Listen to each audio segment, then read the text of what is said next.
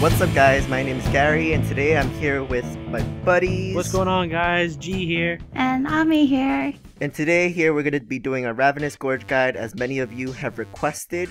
And sorry for the delay, but here it is. Doopy doopy doo. No G, stop doing that.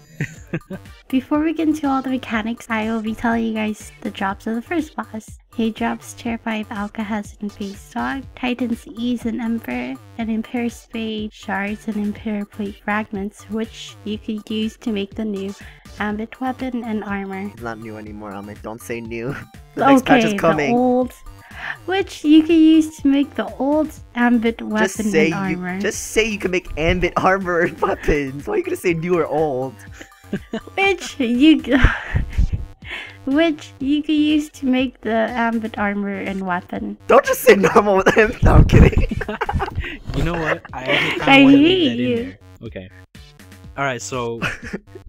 Alright, so now diving into the first boss, the giant ape, whatever.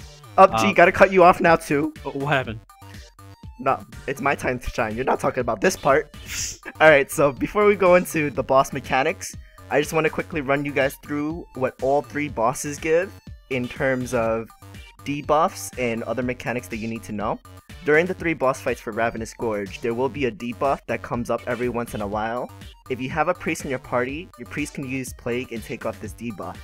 On the other hand, if you do not have a priest, this debuff will be on at all times, but on the other hand, you'll have an extra DPS to make up for the lack of DPS a priest will have. The second mechanic you need to know that all 3 bosses will give you is there will be flowers that spawn. There'll be a power flower, flower power, Flower. and then there will be a HP flower. So obviously if you have a priest in your party, go for the power flower because this is a stackable buff and it stacks from the first all the way to the last boss, and it'll give you extra damage overall for your whole party. On the other hand, if you don't have a priest and your team is lacking in HP during a boss fight, you can go for the HP flower and save your team potentially if a boon is not coming up. But if a boon is coming up, I would suggest going for the power because it does help your team stack up damage for later on. You done, Gary? You done? No, one more thing.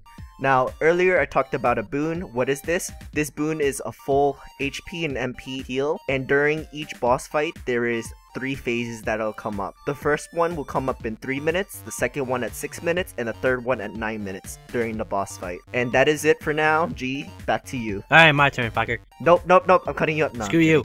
Alright, so getting into the first boss, the giant ape thingy.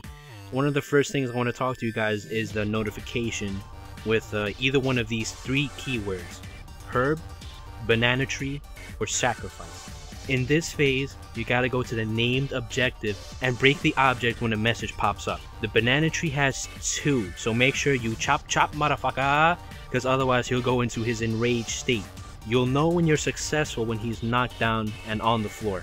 But remember, 2 trees, break both of them. The next mechanic is the Tri-Sphere attack. He shoots 3 balls and these balls will slow you down if they hit you. You don't want these monkey balls in your face. They come out pretty slow, so it gives you time to just run out of the way, so it's meh. Alright, moving into the next few attacks. The next few attacks are like normal attacks he does throughout the entire fight. One of them is this jump attack where he slams down on his huge monkey ass and does a lot of damage. Just iframe out of that because that ass is massive. The other one is he slams down in front of itself, and the other one is a right hook roll punch. Just iframe or block these next 2. The next mechanic is the bird phase. You'll know it when there's a notification about fresh meat. There's an invisible bird that spawns in the middle of the map and targets one person randomly. I would advise you, whoever the target is, to get out of the fight and just focus on evading the bird. You'll know when it's about to attack when its eyes glow red and it's about to dive down at that point. You can't block this attack, so make sure you iframe accordingly.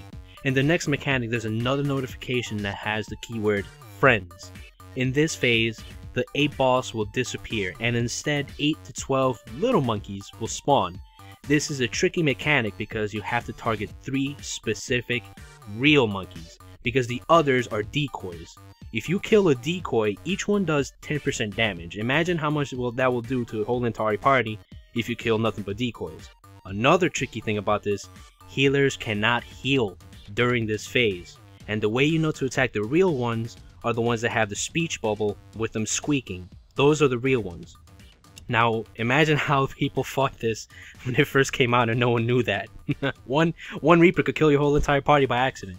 No, a sorcerer can. Over that. Alright, moving on to the next one. The final mechanic, he raises his arms and multiple rings spawn randomly in a medium radius around the ape. These hurt.